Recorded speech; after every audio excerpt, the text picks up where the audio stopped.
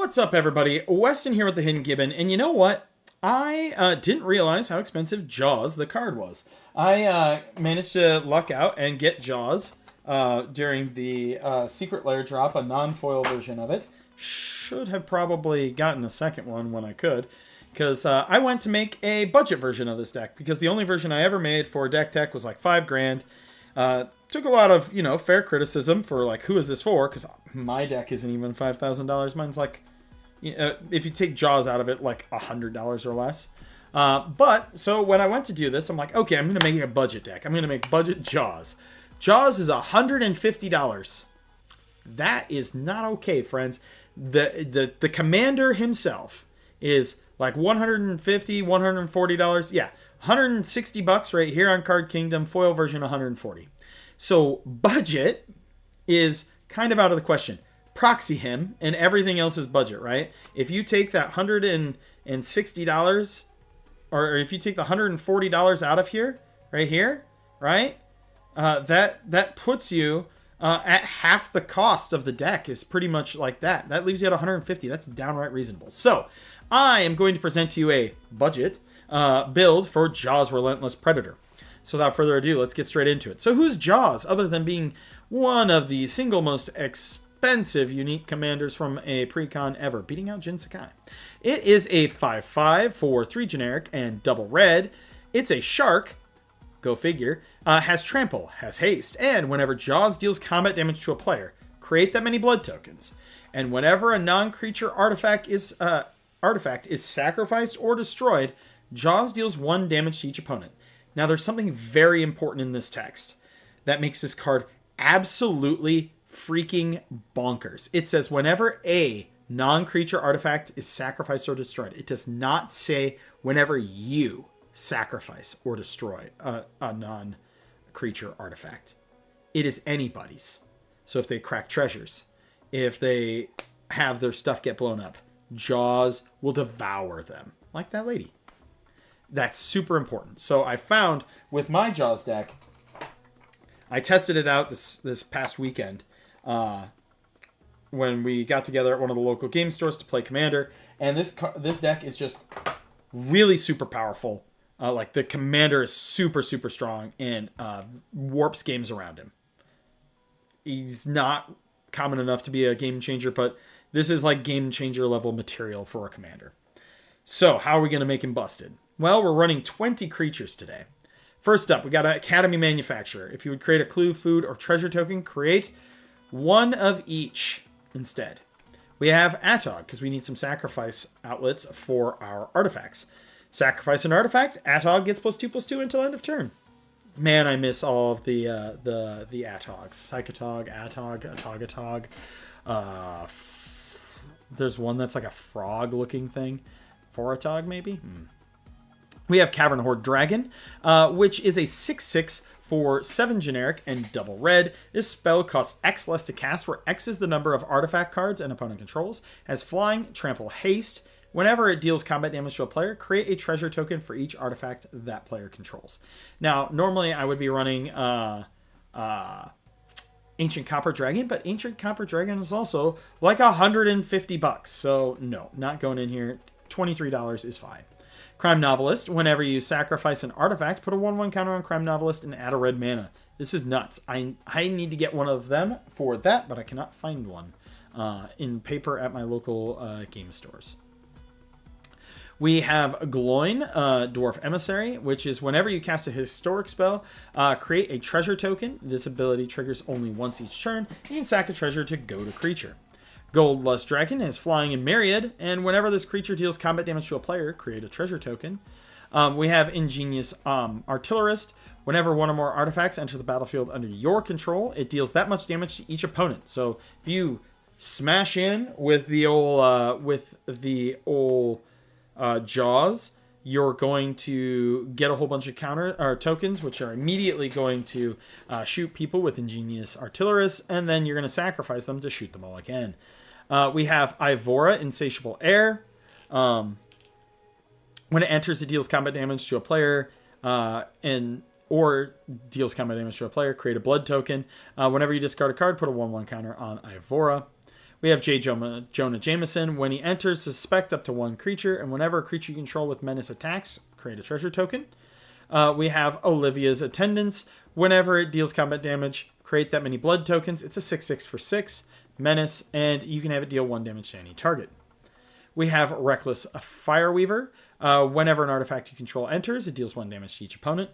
Rosy Cutthroat Raider. First strike at the beginning of combat on your turn. If you attack this turn, create a junk token for each opponent you attacked, and you can whenever you sacrifice a junk, add a red mana. We have Slowbad, Goblin Tinkerer. Sack an artifact. Target artifact becomes indestructible till end of turn. We have Solemn Simulacrum. So you're going to play him, get a land, sacrifice him to draw a card.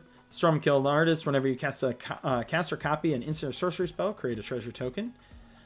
He also gets +1/+0 for each artifact you control. Swashbuckler Extraordinaire. I actually really like this card in Arena. He's a 2/2 for 3, and whenever he enters the battlefield, create a treasure token. And whenever you attack, you may sacrifice 1 or more treasures. When you do, up to that many target creatures gain double strike until end of turn, which is pretty good. Which is really, really good with Jaws, giving him double strike. Oh. We have Tempestra, Dame of Games, which is a 2-drop for 1/3. Tap 3, sack an artifact, create a token that's a copy of another target creature you control, except it isn't legendary, it gains haste. Sacrifice at the beginning of the upkeep. Copy Jaws. It's the cheapest Jaws you'll ever find. We have Torbrand, Thane of Redfell, 2/4 for 4. If a red source you control would deal damage to an opponent or a permanent opponent controls, it deals that much +2. So I have him in here. A non-budget option to throw in as well would be Solfim or Osher Axonil. Each of those cards is over $20, and I wanted to limit the amount of $20 cards because we were already at 332.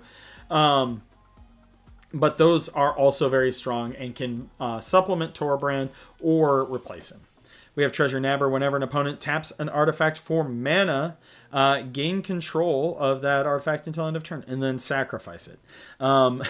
Be a jerk. Weftstalker Ardent, 2/3 for 3. Whenever another creature or artifact you control enters, this creature deals 1 damage to each opponent. You can warp it. Sorceries, we got Blasphemous Act, a good old classic. We do have Brass's Bounty. For each land you control, create a treasure token. Cathartic Reunion, discard 2 cards, draw 3 cards. Devastating Onslaught, create X tokens that are copies of target artifact or creature you control. They gain haste until end of turn, and then sacrifice them at the beginning of the next end step. We have Hell to Pay. Deals X damage to target creature. Create a number of tapped treasure tokens equal to the amount of excess damage that creature this way. I have used this spell personally to target somebody's crappy little 1/1 token and shot it for like 10 to gain a whole bunch of treasures. Hit the Motherlode, discover 10. If the discovered card's mana value is less than 10, create treasures, tap treasures equal to the difference. We have Inspired Tinkering. Exile the top 3 cards of your library until end of turn. Until the end of your next turn, you may play those cards and create 3 treasures. Mana Geyser, add a red mana for each tapped land your opponent's control. Pirates Pillaging, discard a card, draw 2 cards, create 2 treasures. Seize the Spoils, discard a card, draw 2 cards, create a treasure. Strike It Rich, create a treasure token. Flashback, you can create another treasure token. Instance, we have Big Score, discard a card, draw 2 cards, create 2 treasure tokens. We have Bottle Cap Blast, Improvise, which is just Convoke for artifacts. Deals 5 damage to any target. Excess damage dealt this way. Create that many tapped treasure tokens. We have Bulk Up. Double target creature's power until end of turn. Use this on Jaws, obviously. Chaos Warp to Chaos Warp something away. Demand Answers. Sacrifice an artifact or discard a card. Draw 2 cards. Sacrifice one of your tokens. Galvanic Blast. Deals 2 damage to any target, or you can have it deal 4 damage instead if you control 3 or more artifacts. Temur Battle Rage, target creature gains double strike until end of turn, and that creature also gains trample until end of turn if you control a creature power 4 or greater. Again, giving Jaws double strike is very gross. We have Thrill of Possibility, which is at the beginning, as an additional cost, discard a card, draw 2. Unexpected Windfall, discard a card, draw 2, create 2 treasures. Unleash Fury, double the power of target creature until end of turn. Artifacts. We have so many artifacts here. All right. We've got ourselves Clock of Omens. Tap 2 untapped artifacts you control. Untap another artifact. You can throw Nuka-Cola Vending Machine in this deck to go infinite with this and your Academy Manufacturer. We have Coin of Masteries. It lets you tap to create a treasure token. Each creature you control enters with an additional 1/1 counter for each mana from artifacts spent to cast it. This card's really good. Collector's Vault. You can pay 2, draw a card, discard a card, create a treasure. Diamond Pickaxe and Gold Vein Pickaxe each let you create treasures. Ichor Wellspring, when it enters, you draw a card. Also when it dies or like put into a graveyard, so sacrifice it, obviously. It provides Arsenal. It gets +1/+0 for each artifact you control. Create a token that's a copy of this equipment, and you can equip for 1 red. We have Junk Jet. When it enters, create a junk token, sacrifice another artifact, double equip creature's power until end of turn. Put this on Jaws, obviously. And it is an equipped of 1. Kruk Clan Ironworks with the awful art. It's a 4-drop artifact. You can sacrifice an artifact to add 2 colorless mana. This is another sack outlet for your things. Tempting Contract, at the beginning of your upkeep. Each opponent may create a treasure token. For each opponent who does, you create a treasure token. Trading Post.